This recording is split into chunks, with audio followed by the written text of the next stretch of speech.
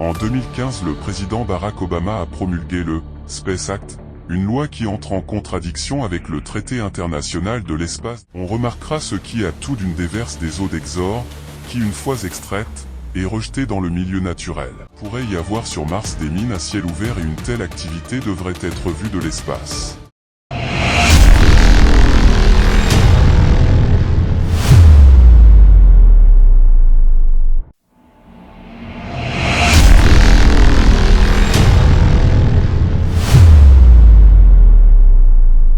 En 2015, le président Barack Obama a promulgué le Space Act, une loi qui entre en contradiction avec le traité international de l'espace de 1967, relatif à l'exploration et à l'utilisation de l'espace extra-atmosphérique. En effet, entré en vigueur le 10 octobre 1967, le traité sur l'espace interdit la mise en orbite autour de la Terre d'armes de destruction massive, ainsi que l'aménagement de bases ou d'installations militaires sur les corps célestes. Le Space Act de 2015 est une loi qui légalise le domaine du vol spatial privé et commercial, mais surtout qui autorise les entreprises américaines, comme Planetary Resources, Moon Express, Deep Space Industries, à extraire des matières premières, non seulement sur les astéroïdes, mais également sur les lunes et les planètes du système solaire. Les entreprises comme Moon Express, Planetary Resources et Deep Space Industries conçoivent des engins spatiaux et des robots destinés à des missions d'exploitation minière inhabitée avec le soutien financier de riches investisseurs.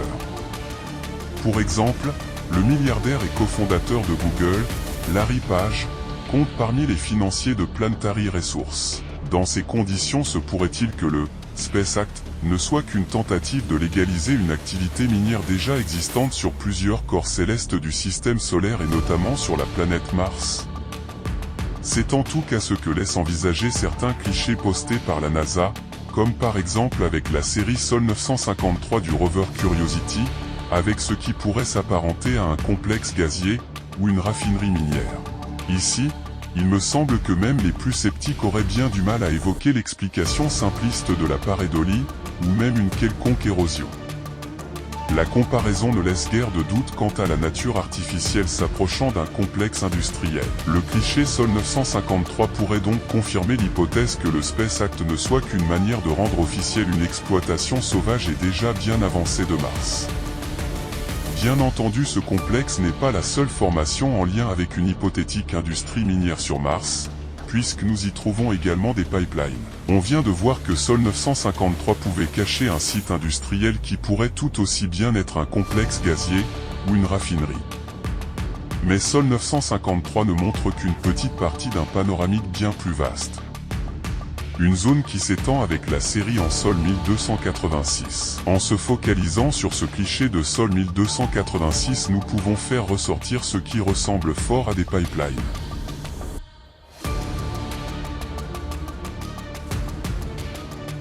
On trouve aussi d'autres infrastructures propres au travail dans les mines, comme avec ce panoramique miniature appartenant à la série Sol 1565 dont on peut apercevoir une sorte d'évacuation ou d'aérage, ventilation et alimentation en air frais d'une mine souterraine.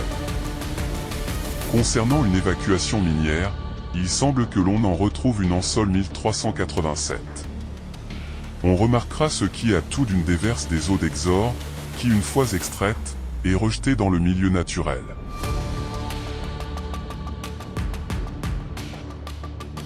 L'évacuation minière d'eau, également appelée Exor, désigne le processus de détournement par puisage ou pompage des eaux d'infiltration provenant des mines et des milieux souterrains, afin d'éviter l'ennoyage des galeries et des zones d'affaissement.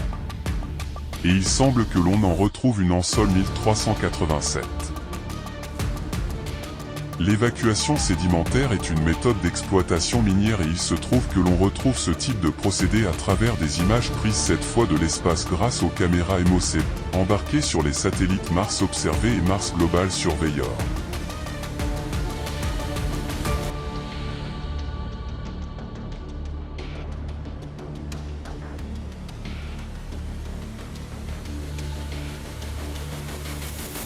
Une coloration a été appliquée afin de distinguer les différents éléments. Elle fait ressortir ce qui pourrait être du liquide projeté par d'énormes tuyaux reliés à des dômes. Une technique qui serait en accord avec l'extraction hydraulique consistant à utiliser des canons à eau sous pression pour éroder la roche ou remuer des sédiments. De plus, des vestiges d'engins et autres matériels miniers pourraient confirmer la réalité d'une exploitation minière sauvage sur Mars. Comme le montre Curiosity sur ce cliché en sol 1346 où on peut voir les restes d'un bulldozer sur chenille, ensablé avec la cabine effondrée et le godet plein de sable.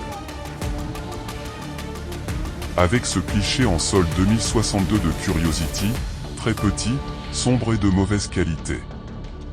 Il a nécessité un fort agrandissement avec amélioration des pixels. On perçoit bien une sorte d'immense machine surplombée d'une roue dentelée comme creusant une colline.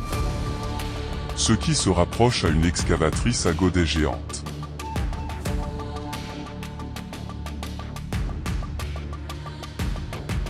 Il faut revenir en sol 817 de Curiosity pour visualiser les vestiges de foreuse. On retrouve des trépans similaires à l'activité minière bout de forage.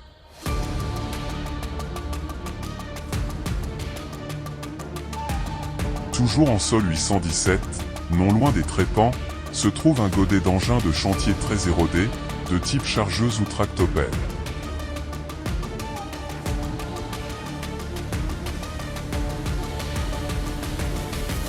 Cette fois c'est le Rover Opportunity avec ce cliché de la série Sol 248, qui comme pour compléter une exploitation minière sur Mars nous révèle des outils manuels, comme cette pelle de chantier.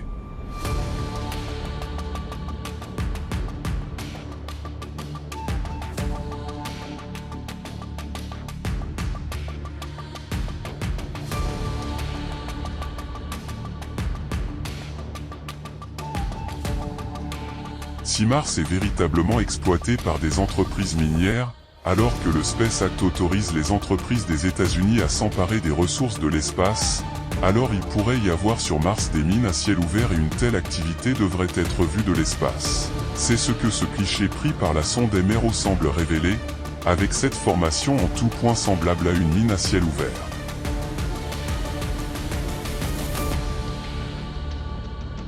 Quant à cet autre cliché pris par la sonde Mars Global Surveyor, il révèle ce qui ressemble en tout point à une mine à ciel ouvert en activité. Ce qui semble être une zone d'extraction minière se trouve à Kandor-Chasma, une des vallées de Val-Marinerie, un vaste système de canyons situé à proximité de l'équateur de la planète Mars. Les images de mines terrestres mises en comparaison donnent une idée de ce que serait cette zone d'exploitation martienne, 1 la partie exploitation, 2 déchargement, et 3 le stockage, ainsi que les sillons laissés par des engins de chantier. Si on en croit tous ces clichés, Mars regorgerait de précieux gisements. C'est ce qui ressort d'une étude publiée par l'Observatoire Midi-Pyrénées datant du 10 novembre 2014, à l'aide de concepts et d'outils développés récemment pour l'étude des systèmes de minéralisation, l'étude présentée par R. Bogargartner, doctorant au cœur de cette collaboration, affirme que les conditions martiennes permettent la formation de tels gisements et identifie les sites les plus favorables. L'étude entre en résonance avec le Space Act, promulgué en 2015 par le président Barack Obama. D'autre part, l'humanité épuise les ressources naturelles de la Terre à un rythme insoutenable, comme l'a souligné le WWF, il nous faudra pourtant 2 planètes en 2030.